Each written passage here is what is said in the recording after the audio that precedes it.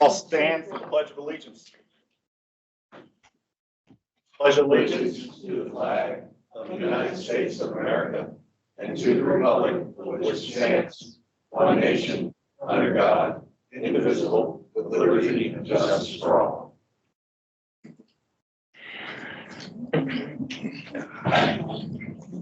Going to get a motion to approve today's agenda. Motion. Any opposed? Get a second? Second. Any opposed? Okay. Approval of today's agenda. We go get a approval for the February 17th, 2024 regular meeting. Do I have a motion?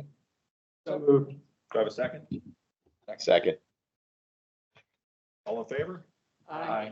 Any opposed? Any abstentions? We get a approval of the minutes of the February 29th, 2024 special meeting. We have a motion to approve. So moved. Get a second? Second. All in favor? Aye. Aye. February 29th, 24 special meeting minutes have been approved. President's remarks. I want to thank John Viola and his team for the work and dedication that they do here for Ocean Pines. I'd also like to thank our committees for the work that they do in supporting Ocean Pines and the board of directors. Just as an FYI, Dr. Lackernick will be here as remote, as you can see. Elaine is absent today due to a family funeral. With that, John. Thank you, Rick. Good morning, everybody. Morning. Morning, John. Good morning. Okay, so before I start, I'd like to introduce the Ocean Pines Volunteer Fire Department, Joe and Steve and Joey Richard. They want to talk to the association.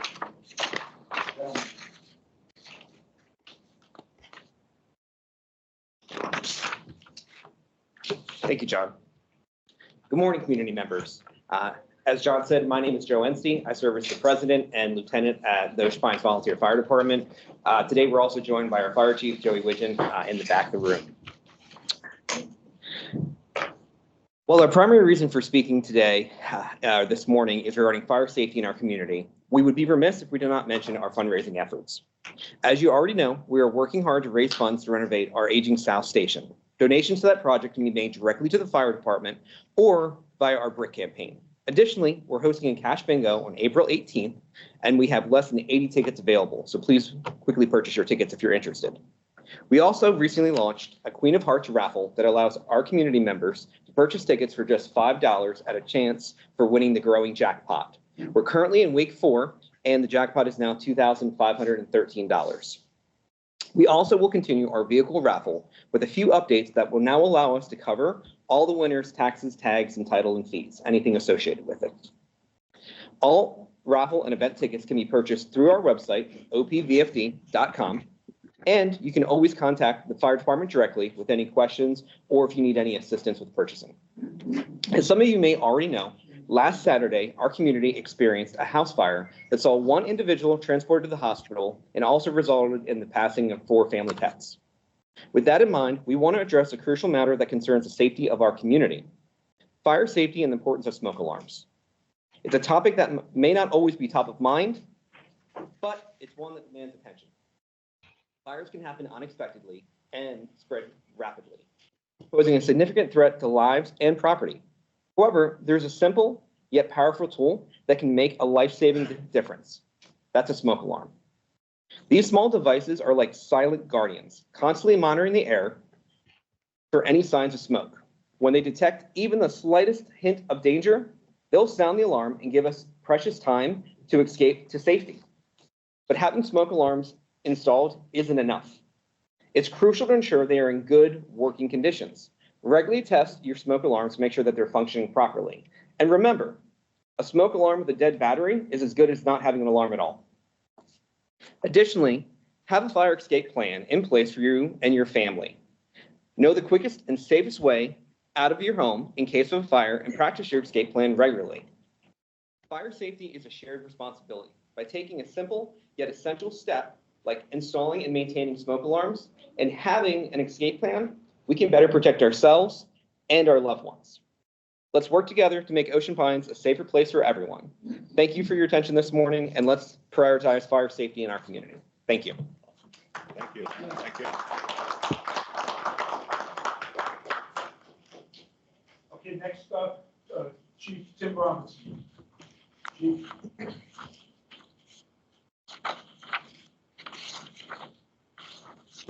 Morning, everybody. Good morning. Morning, Chief.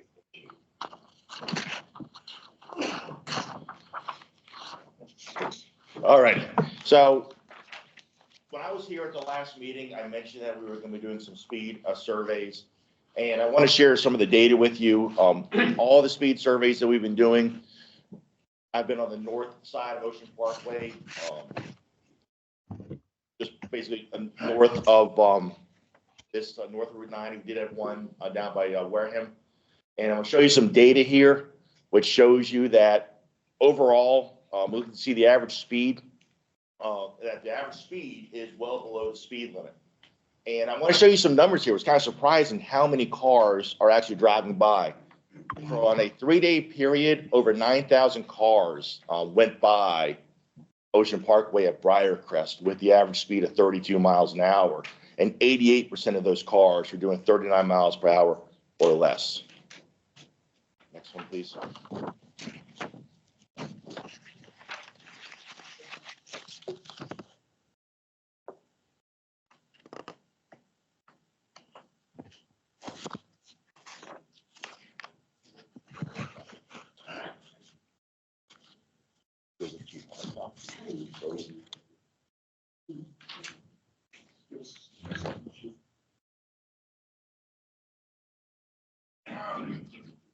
I will show you overall, all the speed surveys are going to show numbers comparable to this. Yeah.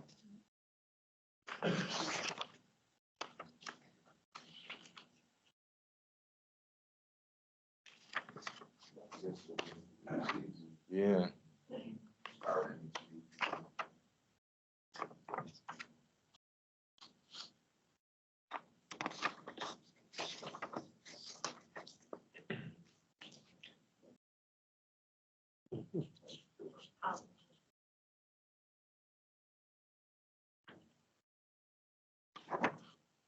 The other streets that we did it at Sandy Hook, and we did it in the 300. Oh, there we go.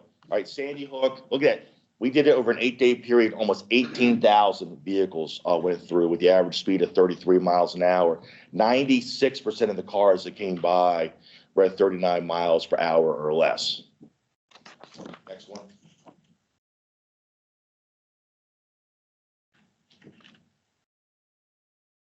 The next one was at the was in the 300 block of Ocean Parkway, and it's going to show you about the same numbers. So, you know, without going into all the slides, I will share. I was very pleased. I mean, we're seeing tens of thousands of cars over a several day period, and it was kind of we're kind of pleased to see that, you know, the overall vast majority of people here in Ocean Pines, our guests and our residents are obeying the speed limit. I was out last Saturday night myself, and I was doing moving radar on Ocean Parkway from about 8 p.m. to midnight, and I only came across 2 vehicles that were speeding. And I was going up and down the parkway last Saturday night. So that kind of is, you know, it's a very refreshing to know that most people are obeying the speed limit.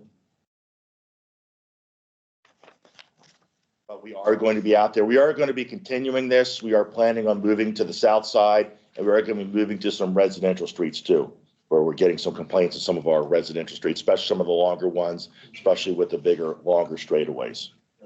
And if anybody has an area where they would like something like this done, please let us know at the Ocean Pines Police Department. And there we have Wareham. So here at Wareham, a little over 11,000 vehicles. That's where it was last out. And now the average speed here was 36 miles an hour. A little bit faster here, but still 78%. We're doing 39 miles per hour or less. So it's still a pretty good result. So, but we will be out there, and let's see. Oh, so over these 4 locations, 48,000 vehicles. This little unit registered, and some of the places we had it located. Once you saw it and you saw the coming around the curve and you saw it light up, it's already got your speed. So it's already got your speed. So, and that's one thing I like. I've had people, you know, when I see people, I was like picking an advantageous place to run radar because once they see me, it's too late. So 48,112 vehicles. Out of those 48,000 vehicles, look at that last number. Only 53 were registered at over 50 miles an hour. Only 53 out of 48,000 vehicles. And the one thing we got to take into account, we don't know what vehicles they are. It could have been an ambulance going to a call. It could be one of our officers going to an emergency call. So you can probably take a few of those 53 out. So that is kind of a pretty good number. So I hope that helps give you some good information on the state of traffic on Ocean Parkway. We are still going to be out doing it, and we are going to use this piece of technology. Again, if you do have a location you want us to do a study on, please let us know. Yes. So the other day I was coming down Ocean Parkway here around the wood duck, and there was someone behind me that I could see in my rear view mirror driving like this, going up on the grass. Very That's not reckless. good. Yeah, with the top down, waving. Obviously, I'm gonna assume inebriated. I don't know Could if be. anybody else would drive like that. That's in a the clue. middle of the Yes. day. Yeah. So, Was it last Wednesday when it was really nice out? yeah. Yeah, It that's. scared me because I was like. Yeah, it's funny when we see nice days like that, we do see a spike in people that want to go out and have a drink and get behind the wheel. So what can be done for? If you see something like that, give us a call. Call the Ocean Pines Police Department, and we will try our best to try to find them. We do catch them. We do have the opportunities to catch them sometimes, and sometimes we are lucky. We've had a couple of DUI arrests by officers in the last couple of weeks. So we do out there, and we do make DUI arrests and enforcement here. So basically, you have to get your license to be able to do anything. Well, if you call it in, if you even have a vehicle description, that's sometimes all we need. If you say it's like a little blue Mazda, we'll go out there and try to find it. You were going to talk to us about some new developments with salaries and everything? Well, I've got an exciting new development that I want to share with you if you're not aware of this. There you go. And I've got to give credit where credit is due. And I've got to give credit to our general manager, Mr. John Viola, and the board under the leadership of Mr. Rick Farr, our president. We have raised the starting salary of the Ocean Pines Police Department to, once they complete training, to $63,500. Remarkably, that now puts us at the highest tier of law enforcement. We are the highest paid law enforcement on the Lower Eastern Shore. The only police department that pays that amount on the whole Delmarva Peninsula for a town or a municipality is the city of Easton. So we are at the highest level. And I'm going to tell you something. Over the last 6 months, we have been getting applicants, and we've been struggling to find good qualified applicants. All of a sudden, our phones are ringing off the hook with good qualified applicants. I am not making this up. So it is a night and day difference. This has exactly done the trick. If you know anybody who wants to get into law enforcement, this is a great community to work for. It's a great department to work for. We have great support here. I think, and it's been the talk of the law enforcement community, quite frankly, in this area. So I want to thank the board and the general manager, Mr. Viola, for the support. I got it. Thank you very much. Thank you, Chief. Thanks, Jason.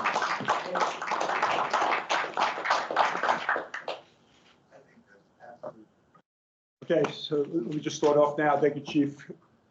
So we always start off with the GM report with the detail that we're going to go through. I just want to highlight the initiatives, the positive performance, the focus, the continued focus, and you just heard about safety from the fire department and the police, and I'll talk a little bit more what we're doing, as well as maintenance. We have strong financial results, good metrics that Linda will go through. So let's turn the page. All right, so we're gonna start off with some good stuff. This is stuff I really like. We had some promotions.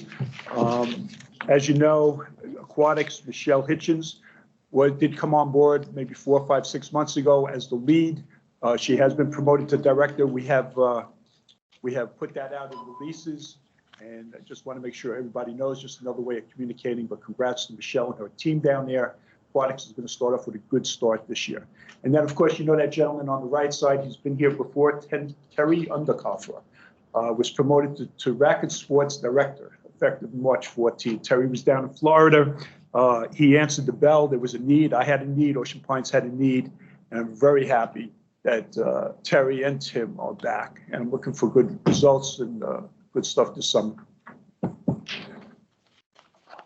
Electronic sign, so what happened with the electronic sign is this: a lot has happened since the approval. So this is the sign at the Northgate Bridge. You can see we had to move it 6 feet. It was in an easement. Because now we're doing something else there, we had to move it, and you can see that there is a wall, there is a patio or a walkway to it, all part of what we were instructed that we needed to do to be in compliance. That is all completed. We have the permit, we have the sign on ordered, we paid the deposit. I'm hearing probably, is Josh still in the room? Probably the second and third week in April should be installed.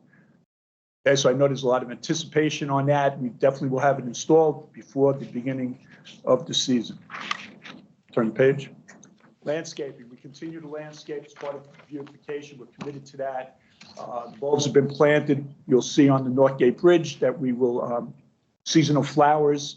The banners are also seasonal now. You'll see different banners. I've gotten a lot of phone calls, a lot of positive input on the banners that are up there, but they will change seasonally. There's some pretty neat ones. Worcester County Tourism. I know you can see there, they did a video. I haven't seen the video yet, but Bob, Michelle, Terry were all part of it. Josh oversaw all this, so there's some good stuff on that. I'm glad that Ocean Pines is a part of it. Golf. All right, so the golfers and what I've been told by Bob, to be competitive with other golf courses, we really needed a golfer's lounge. So we have been improvising. You can see there, this is actually this room where we put furniture in. I've gotten good results on it. Probably talk more about this down the road, but we are committed to get a lounge here like we have at Racket Sports for the golfers. Tiki Bar, all right, so this is a big one. We are committed to get this done by Memorial Day. It is a big task. And quite honestly, it is the project status. I believe, the team believes, we're green, we're on track. We met with Whalen the other day. His team was there. You can see a lot of work has already started. The main thing, what we've been doing from the first day, is getting the material on site. I'm hoping to get the trusses. He's hoping to get the trusses this week. We showed him where to store it. We get all that there. His team's in there. I have the timeline, and I'm keeping it as green. Turn the page. Pavilion. Met with Marie Gilmore this week with the team, Frank Brown. We are making adjustments to the initial plans for that pavilion. It will match the what's there now, and we have set a day now, Veterans Day. Marie, the board, on their end, are saying if we get this thing by Memorial of Veterans Day, it'll be a win. We're on track for that. Racket Sports. Okay, a couple of things down at Racket Sports. As you know, that's one of the initiatives is the building. To date, in that building in the back, and I tried to take some pictures there, is what we've invested in there over the last year, year and a half, based upon what we were told was needed there. It's probably over $20,000. County has been keeping track for us. A lot of good stuff was there. As you know, we are looking, the main things was the improvement of the bathrooms, bigger pro shop, bigger pro office. There's been some adjustments now with Terry. He's shifting the pro shop and the office, which is fine with me. Also, we're looking at the counter. Terry has some ideas on that. So I had Frank Brown down there doing initial sketches, which would save us money once we go to Vista and the architects. Okay. We're also down there. We've ordered 5 tables for pickleball. They want green umbrellas. That should be coming. They'll match the ones that are platform tennis. They want a different color. That's fine with me. So that'll help enhance the shade down there. They're also looking at tags for the players so that they can be identified to try to mitigate some of the things that we hear are going on down there as possibly people not paying. Front page. Safety, I mentioned safety before, and obviously, you know, this is in addition to what the 2 gentlemen talked about before, but there was a situation in Whitehorse Park, apparently was out there for a while. We removed 10 trees. There are other trees out there that we trimmed, so we are on top of that. Anything that has come to our notice, we've worked on. Signs per request of a homeowner. There have been signs put near the yacht club on Look Again, similar to the park. I believe that is on the right sign now. And there was a water leak down at the clubhouse, which was addressed the other day by Public Works. You can see that on the side there. At dog park, we've been focused on the dog park. I know somebody came here in one of the board meetings, as well as we've received from some of the advisory committees. We did put the sand there. You can see the sand kind of in the middle there between the mulch. It is helping with the drainage, and we will monitor that.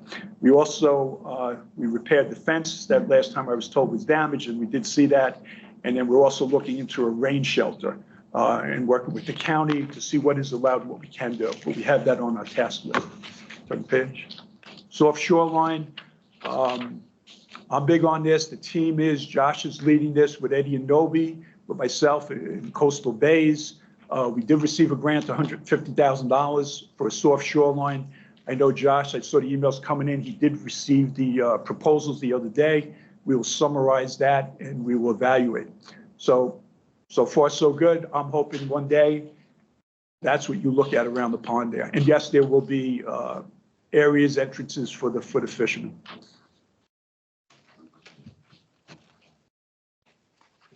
OP Day, OP season kickoff. I know it's been advertised. It's going to be Saturday, April 20th, rain date, April 27th, 3 to 7 at Whitehorse Park. OP Day work group has been organizing this, and they're doing a fabulous job. And celebrate all, learn about everything Ocean Pine has to offer. So I hope to see everyone there. CPI violations, 104 new violations, 183 still open, 61 closed out.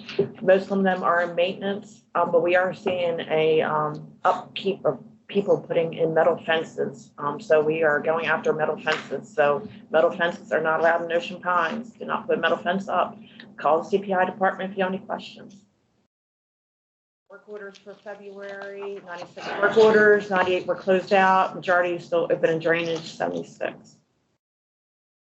And customer service, 142 phone calls and emails. And for any questions, concern, call info@oceanpines.org or 1-641-7717. Okay, financials, give me a second. All right, as you know, I always start off with, per our scrolls, we are responsible and we need to report versus budget, and that's why we do this. So this is a variance to budget. It's favorability to budget. So right now for the month, we were, on revenue, we were favorable, 9,000. And on expenses, we continue to be efficient and effective on that, favorable 39,000. Total favorability of $48,000 to budget. Please remind everybody, and I want to state it, that doesn't mean we have surplus. That just means, as I report, as I look at budget, we're favorable. Everything has been earmarked. Everything is earmarked for drainage. It will be part of the budget that we're going into next year. On the page, and it's already been factored in. Okay, so this is now just a summary for the month, detailed by amenity or department. And if you really look at this, you know, the way I break it out, if you look at aquatics and golf ops first, just for the month, it's 21,000 favorable. And it's consistent with the story and the narrative and what I've been reporting every month. Golf ops, maintenance, an economic engine driving Ocean Pines. Aquatics, good to see, is really starting to come along. We have all the lifeguards, everything. I think the young lady down there is doing a fabulous job. Obviously, the police, there is a favorability number there. But if you go back and look at the schedule that I first talked about, you know, there's other favorability. And it's not just about the police favorability because we have some open positions. Now, I saw one other thing I wanted to report here. The general admin, we are favorable there. We are having EDUs come in more than we anticipated, and that's given us some favorability there. And I anticipate to have some more of that over the next month or two. Turn the page. All right, so the next is the year-to-date. This is where I really want to highlight it. So when you have $900,000 of favorability, yes, we saw the favorability of the police, but if you look at this, the favorability is really generated, and this is very telling. The revenues are favorable, $754,000. So the way I look at this is the favorability is generated more on the revenue side, and a lot of it is organic. This budget process we're in now there really wasn't any pricing increases. Okay, and then you see the expenses is favorable, 154,000. So a lot of that police was offset with other expenses to generate that revenue. So there's your numbers. Those are the numbers you should look at right there for the 908. Turn the page. All right, so then this is the detail of the 908. Again, it's pretty consistent. We know for the marina, there was over 95-day small advisories. It did affect us. We did have a very aggressive budget like we do next year. Compliments to that team, and I stand by it. Racket sports is negative to budget.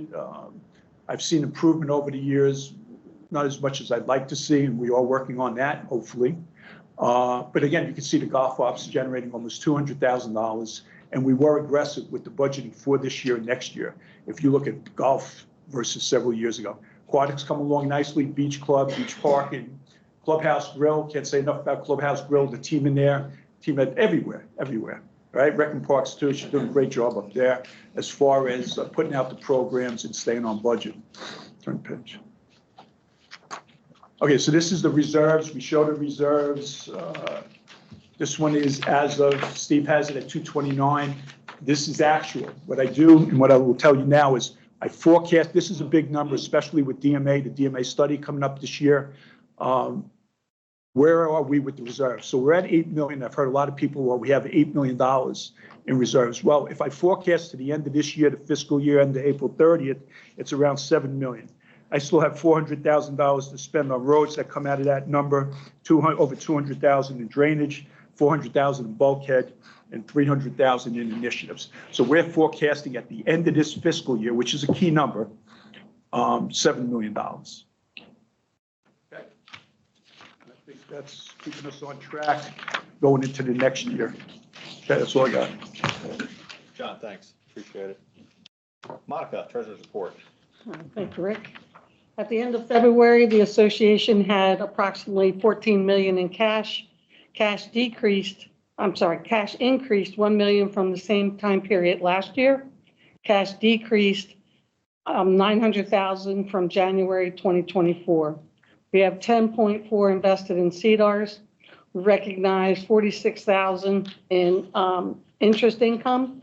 The remaining 3.6 million is insured sweep accounts, treasury bills, money market, and other operating accounts diversified between two banks. Also wanted to take the time to update everyone on the delinquent accounts report as of the end of February. As of the end of February, we have $8,461,586 billed. There are 197 open accounts.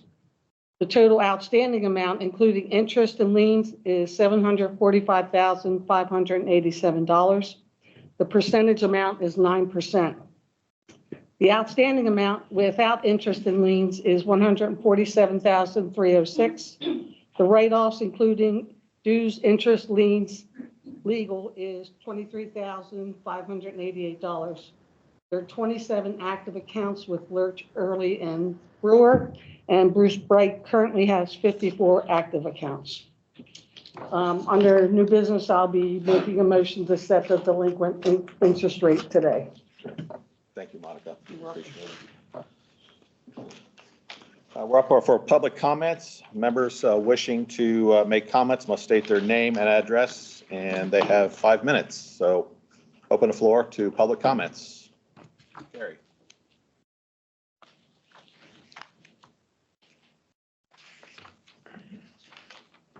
Good morning. Gary Miller, 15 Windward Court. I'm the chair of the Ocean Pines Season Kickoff Committee, and I just wanted to bring the community up to date on some of the things that are going on. And I wanted to thank Linda for including something in her report about the kickoff. As of right now, we have only over 60 participants. And that includes the OP amenities, the OP clubs and advisory committees, local organizations and businesses. That number does not count the food trucks and beer vendors that are going to be there as well. For entertainment, we have DJ Rob, who will be playing music and emceeing the event. We have the Delmarva Chorus, who's going to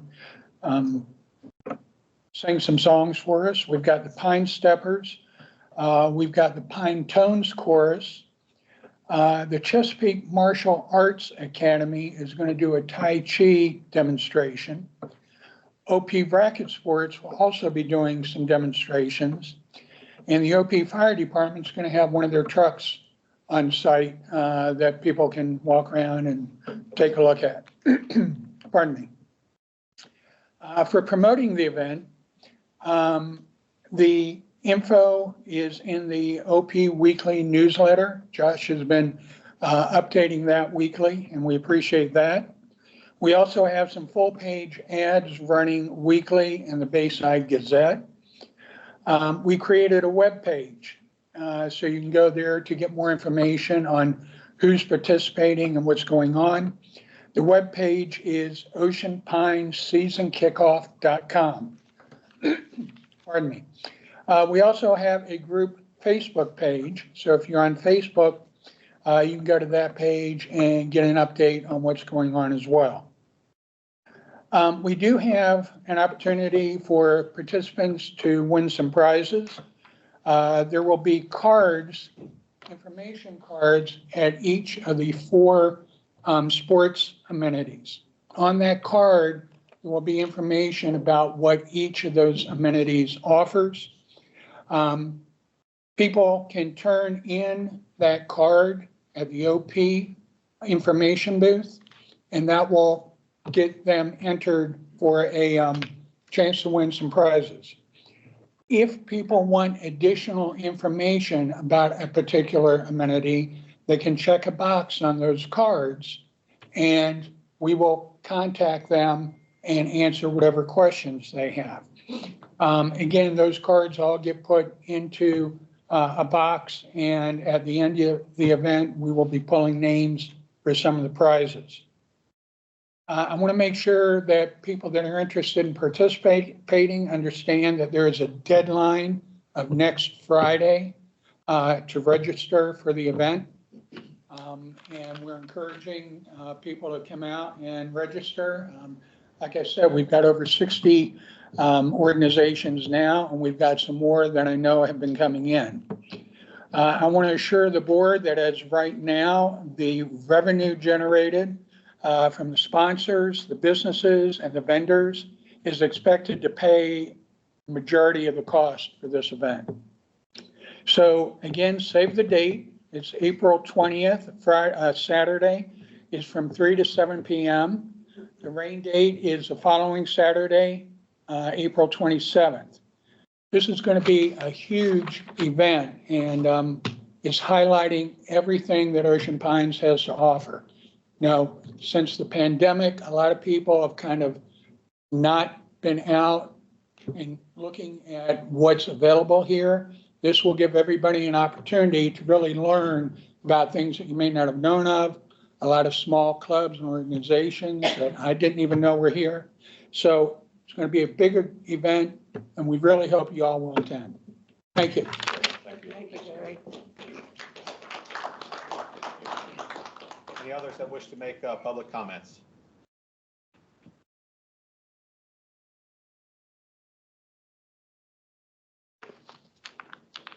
Good morning. I'm just going to read from this because it'll take a little while. If I You don't. name and your address. Yes, my name is Suzanne Russell and I live at 12 Links Lane. I am speaking today to provide an understanding to all the board members and residents as to why the RSAC committee recently voted to halt the Racket Center renovations in favor of a proper expansion of the building. There has been discussion about the need for more space at the Racket Center going back years. At the RSAC committee's May 11th, 2023, a year ago, the committee was presented with a drawing from the general manager of a proposed newly expanded Racket Center building, which would have doubled the size of the building. The committee voted 7-0 for the expansion of the building at that time. At the June 8, 2023 RSAC committee meeting, the committee liaison stated that the new building would come out of the replacement reserves, which is how many of the capital projects are funded at the other amenities. The racket members were very excited to be getting more room for expansion as its numbers are growing quickly. Then the members were told that the center could not be expanded beyond the footprint of the building and that much of the two-story expansion would be lost to elevators or stairs. At that point, the members felt they were stuck with the building as is and were trying to figure out how to make the best of a bad situation. So they started looking at the proposed renovations that were presented to them by the GM. However, through research at the county level recently done, it was confirmed that permits to build beyond the footprint could be easily obtained for proper expansion. This is why the RSAC committee unanimously voted at our most recent March 14th, 2024 meeting to continue to pursue a long overdue and greatly needed expansion to the Racket Center building. We are dismayed by the board's decision to move forward with renovations to a building that is woefully undersized for our current growing membership and which no longer meets the needs of the Racket Center members. We understand you are concerned about the $25,000 that was spent over the last few years on a new split system HVAC and an ice machine for the back meeting room. However, we think that the cost would not be lost as we could reuse that equipment easily elsewhere. It is our understanding from talking to the county that no permits have yet been issued for this project, and we are not aware of any professional drawings that have been done by a licensed architect or structural engineer. The $150,000 funding that was approved for the project could be used towards professional architectural conceptual plans to provide cost estimates for an expansion, a licensed structural assessment of the building's soundness, and a proper investigation for mold issues, all of which should be done before any project is started. It is our understanding that they were planning to start the work this spring, summer, which would be during the height of our busy season and would be the least desirable time of the year to complete this type of project, much like it would be to do a construction project at one of our pools or a golf course while it's in maximum use. This would not be a preferred time of the year from the members' perspective and should be done in the off-season of winter. We are concerned that the renovations currently approved by the board do not account for many of the issues regarding the building. The renovations do not address our need for additional space, and in fact, we are ending up with less usable inside pro shop office space than we currently have due to the enlarged bathrooms.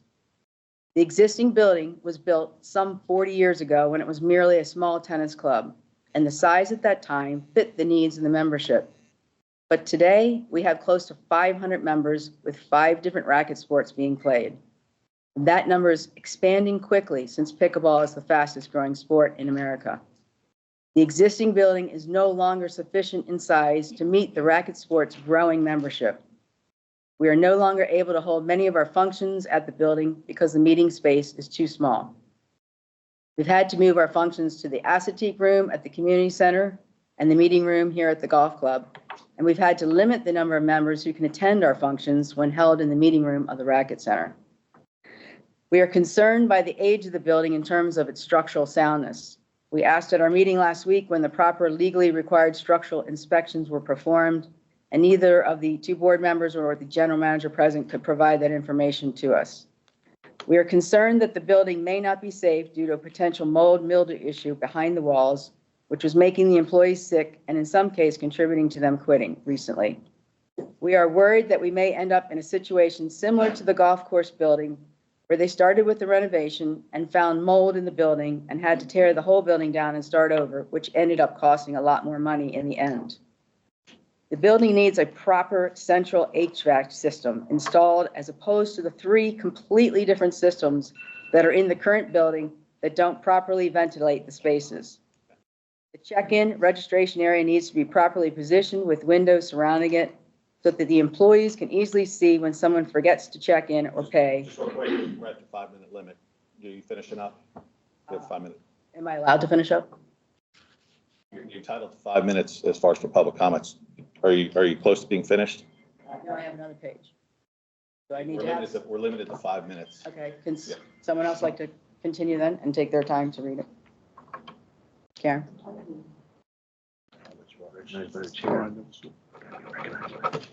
That's where you are right now. Okay. Karen Kaplan, 32 Chatham Court. Good morning. I'm going to continue with Suzanne's statement. Hold on.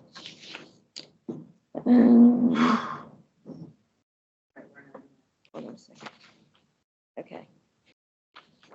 just read that. Okay. The building needs a proper central HVAC system installed as opposed to the 3 different systems that are in the current building that don't properly ventilate the spaces.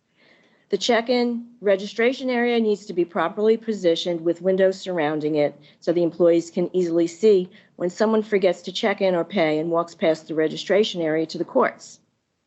The building needs effective cameras that could also help the employees see if someone has not registered, as well as providing the members with the ability to check the court conditions for safe play after inclement weather. Proper shade at the building is needed through shade structures like they have at the golf course or a permanent structure that's cantilevered from the building. The lack of shade becomes a safety issue and a liability to the HOA members. We're concerned about the quality of work that this project will entail, being funded at only $86 per square foot. That does not seem like nearly enough to do a proper renovation to an older building to include bathrooms, proper HVAC, new flooring, new walls, and possible mold remediation. Sorry.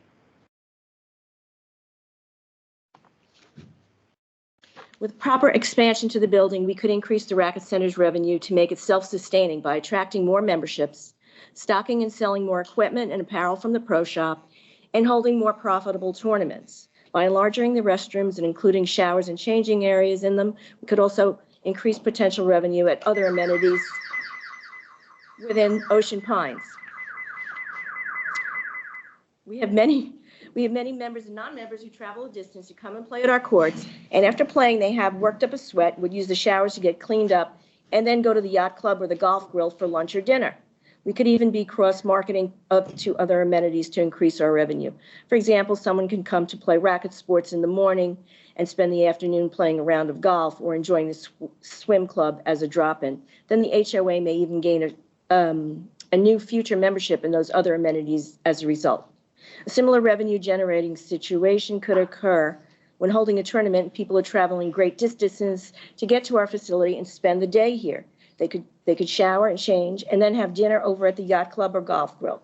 We could also generate revenue by selling breakfast, drinks, and food at the Racket Center in the mornings, which could be prepared by the golf grill or yacht club. All these revenue-generating scenarios impact the bottom line favorably for Ocean Pines and would be a benefit to all the HOA paying residents if embraced by the board. The Racket Center is an important amenity that increases the value of all our homes and is a reason people want to move to Ocean Pines. We are the only center for miles that has hard-true tennis courts, platform courts, pickle courts, and the opportunity to play 5 different racket sports all in one place, and that is a huge selling point. The baby boomers, Generation X, and millennials who are possible new homeowners now and in the future are obviously seeking active living environments. We see that in every community being built. They advertise pickleball, golf, swimming, and nature trails. This is the future of Ocean Pines. Our growing community of racket sports members are excited and proud of our center, and we wish to continue to support and help guide the board in any way we can to bring the facility into the future while realizing its full potential as a premier destination on the Eastern Shore. It is very important to us that the board members whose purpose is to manage the affairs and business of the association, which is made up of the OP residents, hear the needs and voices of the 500-plus Racket Center members. Now that you have a more detailed understanding of our situation, will you please help us to properly expand the building? Thank you for your time. Thank you. Any other public comments? I'm going to go ahead and close the floor for public comments at this time. Capital requests.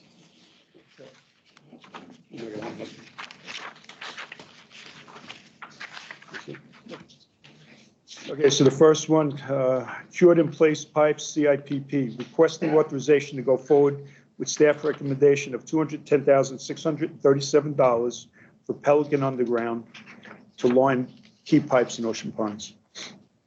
With that, do I have a motion to approve the expenditures of $210,634 for the replacement of pipes with Pelican Underground, which is a recommended preferred vendor here in Ocean Pines?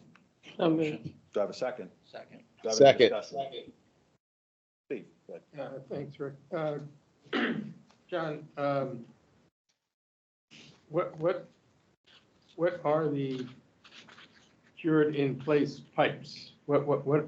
Yeah, so we've been doing this, for, I believe it's the fourth year. And I have examples, and I did it in the past over the years. I should have brought it. So you have the pipes, you have these pipes that have been there 30, 40, 50 years, whether they're steel or whatever, they rot. If we were to take those pipes out, open up the road, these are all key pipes on the Ocean Parkway and major roads in Ocean Pines. We'd have to rip everything up. This company, and it's proven because, like I said, it's probably the fourth year, they go in with this liner that they blow into this, and it seals it, and it's basically a pipe within the pipe, and it's better than the pipe that was there. Next time you're in the office, I'll try to have it there so you can see it. So if I, It would probably take 200,000 just to replace two key pipes, ripping up roads and everything we're doing, I believe. okay, well, that makes sense. And so the list that's in the board packet where it says cure in place pipes 2024, are those the pipes that you're looking then to cover with this Correct. Those are expense, or are those ones that are already done and there's another list? Yeah, so I have a list of the ones we've done over the last several years, but these are the ones that will be done, what I'm requesting the money for. No, these have not been done Are yet. these the ones to be done? Right, but I probably have 40 pipes that have been done already. Got it. Okay. Yeah, so it's telling you the size of the pipes, because we pay based upon the size. Thank you. Any other questions, discussion? Good. Thanks, Rick. Hey, John, with the 4 successful years we've had, has there ever been an issue where there was some sealed conditions that made the cost go up that we didn't? So, no, it's good, I got it back. It was either last year or the year before, where when we did I think it was the Mumford pipes, there's several of them when you go into the yacht club, when you first go in there. So what happened, we had to build, I forget what they're called, a certain type of dam to stop the water. And we probably paid an extra $25,000, but it wasn't the pipe structure itself. It was the process and the amount of water that was going through there at the time. Questions? So once again, all in favor for the expenditures of $210,634 for the replacement through Pelican Underground. All in favor? Aye. Aye. Any opposed? Any abstentions? So that passes for the cost of $210,637. Next, we have police department vehicles.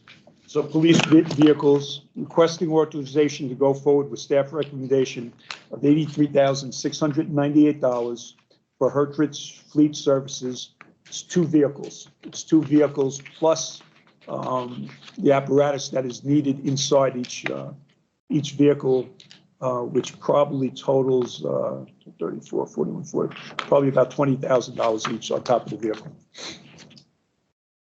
Do I have a motion to approve the cost of $83,698 for the approval of two vehicles for the police department?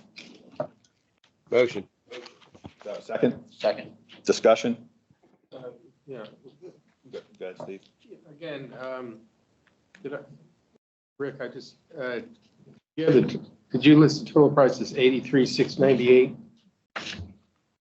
Yeah, $83,698, and are we, And then there's another 44,000. are we looking for You're right, I 128? apologize. I saw that and I wrote it on the back. Okay, It's so- $83,698 plus what I mentioned, the $44,400 for the apparatus. We should have had it on the front page. $128,098 in total. $128,038. Yeah, they didn't put it on the front page, but I did mention it. And if I could just, are these replacement vehicles or are these just new vehicles? They're new vehicles, but they're replacement of vehicles we have in place. All right, okay, that's fine, thank you. And, oops, sorry, and this includes all the decals, all the lights, and all the bells and whistles, right? Yes. And that was the additional that he pointed out. We didn't put it on the front page, but I caught it. It's $44,400. Got it. Okay, thank you. Jeff, do you have a question? My only question, that additional 44,000, was that in the budget? So the budget, that's a good question. So the budget, the answer is yes, but the budget was around 110,000, so we were 18,000 over. But they were in there. Just the price went up on a lot of stuff. Mostly the vehicles. Any other questions, any other discussions? Okay, again, all in favor for the expenditures of 128,098 for 2 police cars for the police department. All in favor? Aye. Any opposition? Any abstentions? The expenditures pass for 128,098. Next, we have CPI violations. In all these cases, first and second doses were provided per resolution M01. No hearing was requested and the violation continues. 4 Whitesdale Circle, 2 violations at 144 Ocean Parkway, 66 Battersea Road, 16 Sandy Hook Road, 2 violations at 10 Bird Nest Drive, 54 Bramblewood Drive, 37 Liberty Street, 76 Quarterstaff Place, 2 violations at 27 Cannon Drive, and 8 Canvasback Court. That, do I have a motion to move to legal? Do I have a second? Second. Any discussion? Excuse me, Rick. Dr. Michael, go ahead. Yeah, I have a question about 9 Canvasback Court, because I was looking at the pictures. It looks like there's just kids' soccer equipment sitting by the driveway. It's not part of the structure. Can I get some clarification on that? Yeah, per the guidelines, it states that everything has to be behind the front foundation line. These are in the front yard, close to the road. So for these people to become compliant, they'd have to put it in the backyard after they're finished playing with them? Okay. That was my only question. All in favor to move to legal? Aye. Good. Are you moving to suspend many use rights and voting rights as well? That is correct, to suspend the voting rights and amenities. In addition to judicial rights? Correct. Want to revote or? Yes, we can, You want to revote? yeah, we can revote to Include. Include the suspension of amenities and voting privileges? once again, to vote to suspend amenities and voting rights for these folks that are in violations. Do I have a second on that? Second. Yeah. All in favor? Aye. Motion passes. And new business. We are up with Monica. I'd like to establish the interest rate for delinquent assessment fees for the upcoming year. The motion is to establish a 6% interest rate for delinquent assessment fees for the fiscal year 2024-2025. The establishment of an interest rate for delinquent assessment fees is required per Section 12D of the Declarations of Restrictions. Background, this action is required on an annual basis based on our governing documents. A motion to approve the establishment of the 6% interest rate for delinquent assessments for fiscal year 24-25. Do I have a second? Second. Any discussion? One question, and this just to clarify. My recollection is a year or so ago, there was a discussion about how there are different DRs for different parts of Ocean Pines. Is this meant to cover all sections of Ocean Pines, or do we then have to have these different sections vote separately? No, it's for everything. That's for all. All of them Covers areas, again. yes. Okay, that's fine. Any other discussion? So those in favor for the 6% increase for delinquent assessments, say aye. Aye. Any opposed? Aye. Any abstentions? Motion passes. And we have a first reading, John. Yep, a couple recommendations from our committees, we want to kind of clean up some language. First one is CO1, clarify qualifications for committee membership. The background is it's the effort to precisely document membership requirements and create a procedure for processing applications and approving committee membership. Discussion? I do. John, on page 2, request for committee membership, it states any member meeting the qualification requirements noted in section 4B is encouraged to send a letter or an application requesting membership. So is that not mandatory? It's just saying is encouraged. Council, any Well, thought I on think that? what that language means is if you are interested, you are encouraged to apply, but you must meet the qualification requirements. I think that's my reading of that sentence. Okay. Yeah, because I noted then later on, it was, if for the membership extension, she must submit an application. But, okay, understood. Thank you. That's it for me, John. Yeah, gotcha. We'll just go to a second reading for the Yep. next one. Okay, John. Yep. First reading for Resolution CO3. This was really a numbering change that the Budget and Finance Committee brought. Again, it was basically just to renumber sections in the resolution. Again, a review by the Budget and Finance Committee noted sections were numbered incorrectly, and this resolution is to adjust that and fix that numbering sequence. Any discussion? Okay, then we'll just go ahead and move forward for a second reading in April. Okay, we got another first reading, M06, John? Yep, M06, first reading. Again, to articulate election and referendum procedures and resolution M06.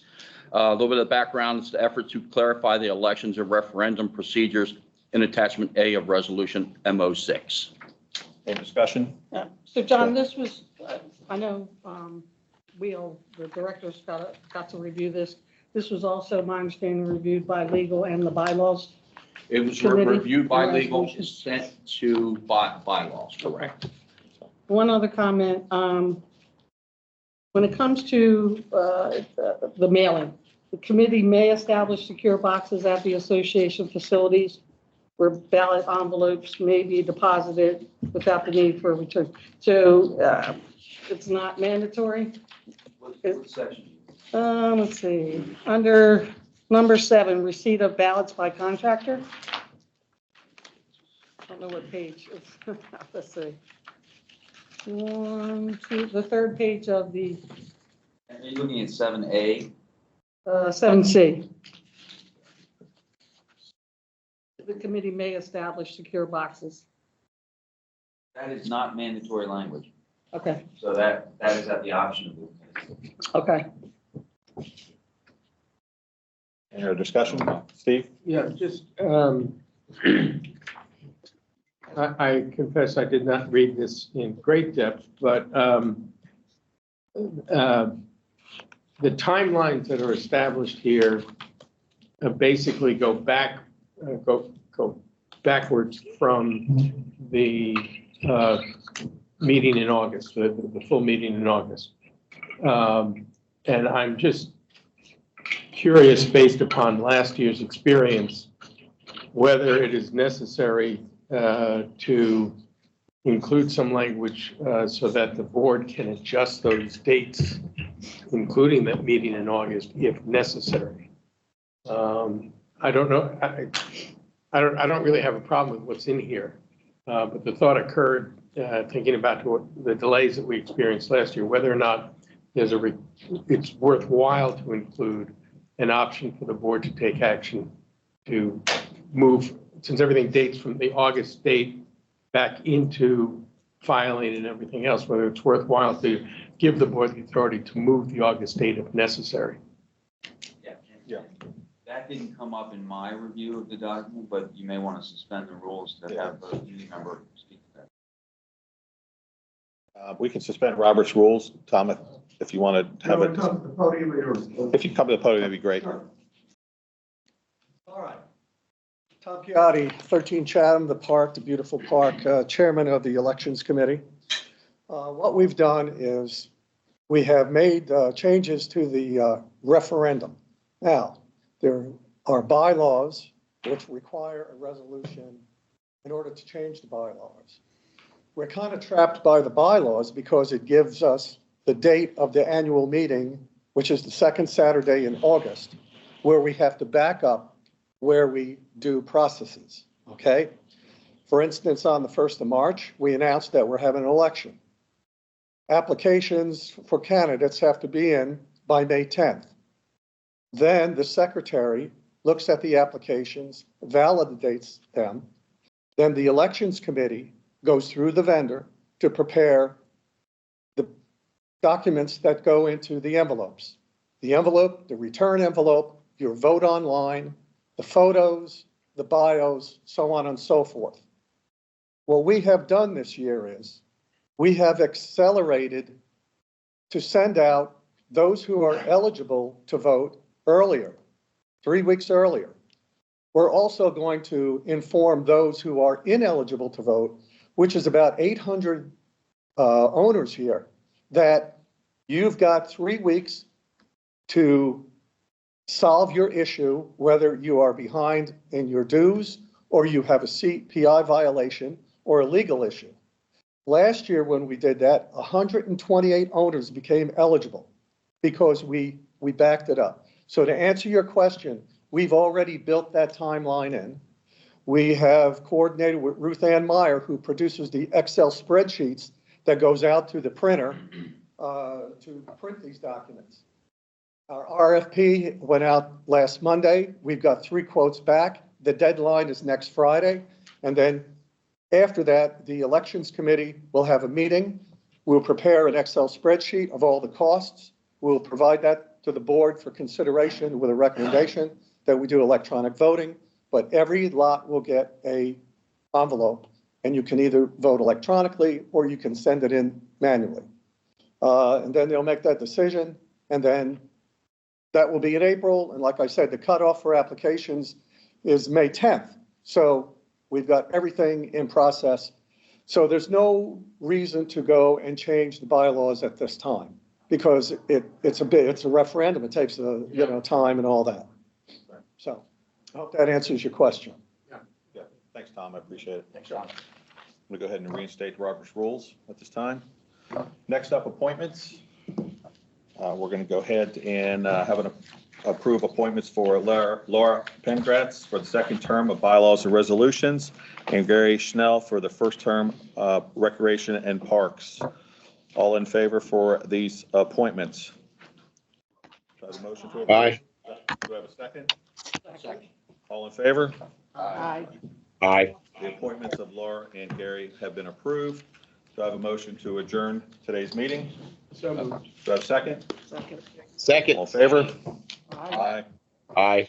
Meeting is adjourned. Thank you for coming out.